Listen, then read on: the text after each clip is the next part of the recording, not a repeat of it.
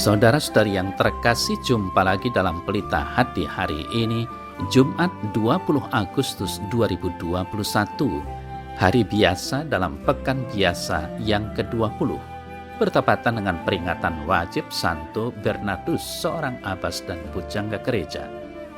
Bersama saya Romo Thomas Suratno SC dari Paroki Cilandak, Jakarta Selatan, mendengar dan merenungkan sabda Tuhan, yakni firman Tuhan yang tersurat dalam Injil Matius bab atau pasal 22 ayat 34 sampai dengan ayat 40.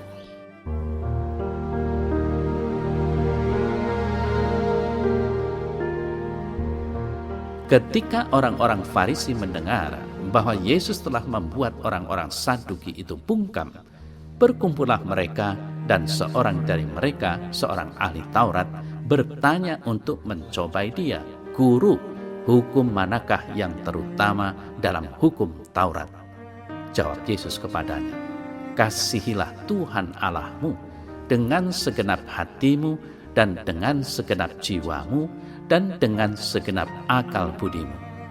Itulah hukum yang terutama dan yang pertama. Dan hukum yang kedua yang sama dengan itu ialah, kasihilah sesamamu manusia seperti dirimu sendiri. Pada kedua hukum inilah tergantung seluruh hukum Taurat dan kitab para nabi."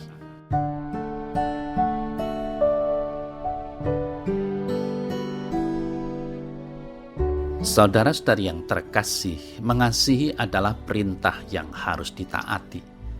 Kata kasihilah menunjuk pada suatu perintah. Karena ini suatu perintah, kita harus menaatinya. Melanggarnya sama dengan berbuat dosa. Jadi, kasih adalah pilihan hidup yang harus kita ambil. Seringkali kita mengasihi seseorang hanya apabila orang itu juga mengasihi atau memberi keuntungan kepada kita. Sebaliknya, orang yang tidak mengasihi atau memberi kontribusi positif pada kita tidak kita anggap sebagai orang yang perlu dikasihi. Saudara-saudari yang terkasih, Yesus mengajarkan bahwa hukum yang terutama dan yang pertama adalah mengasihi Tuhan Allah dengan segenap hati. Sedangkan hukum kedua yang sama pentingnya adalah mengasihi sesama manusia seperti mengasihi diri sendiri.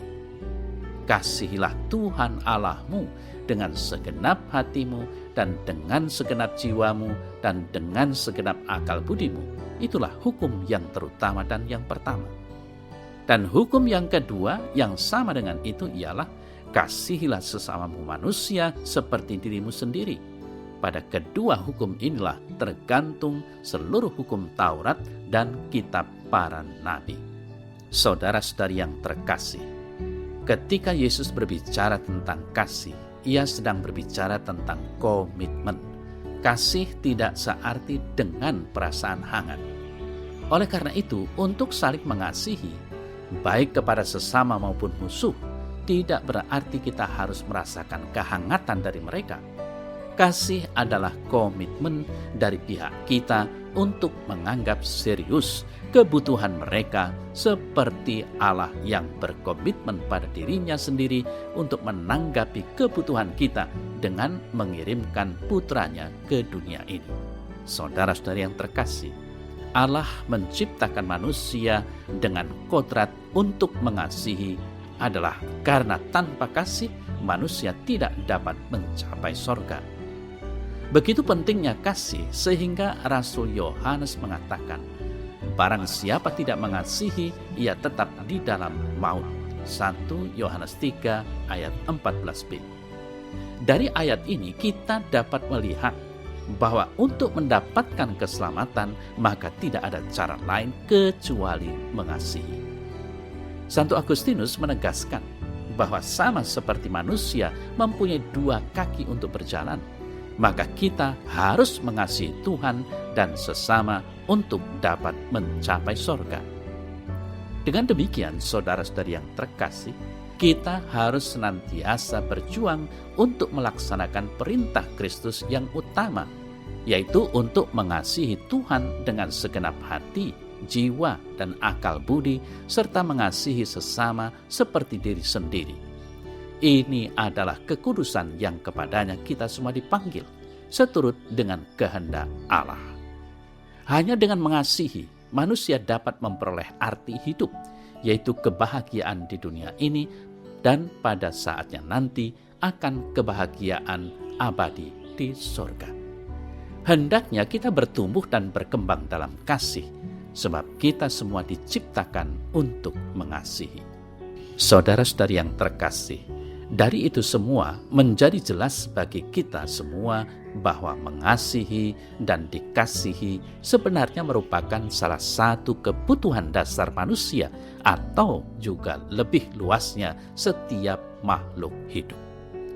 Dalam levelnya masing-masing, setiap makhluk hidup mempunyai dimensi itu.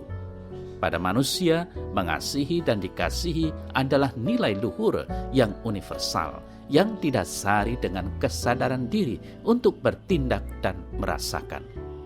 Tanpa nilai itu, manusia akan menjadi kering, cenderung brutal, dan antisosial.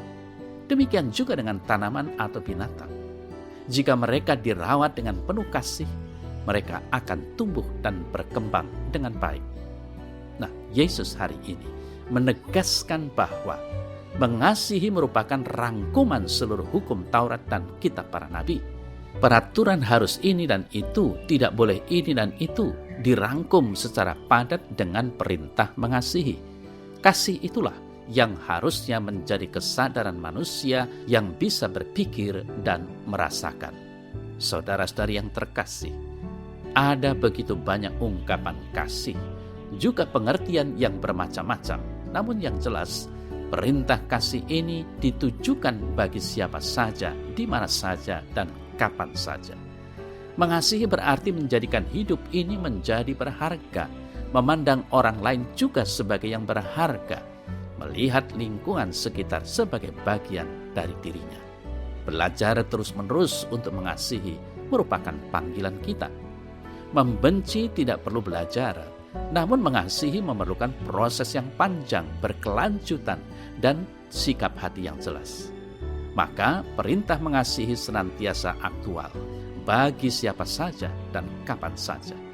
Mengasihi tidak memandang warna apapun, tidak memandang kekayaan apapun, tidak memandang jabatan apapun. Saudara-saudara yang terkasih, sudah seharusnya mengasihi itu membebaskan. Bisa jadi kasih itu menuntun pengorbanan.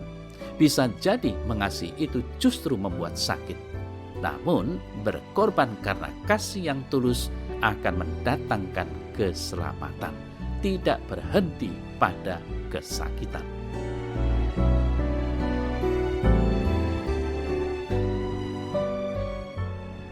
Dalam nama Bapa dan Putra dan Roh Kudus. Amin. Ya Tuhan Yesus, curahkanlah Roh Kudus-Mu selalu untuk memampukan aku tetap mau belajar mengasihi sesama dan alam sekitarku. Aku menyadari bahwa mencintai bukan perkara yang mudah, namun perlu belajar untuk bisa tumbuh dan berkembang. Akhirnya, semoga hidupku menjadi cerminan kasih-Mu sendiri. Amin. Dalam nama Bapa dan Putra dan Roh Kudus. Amin.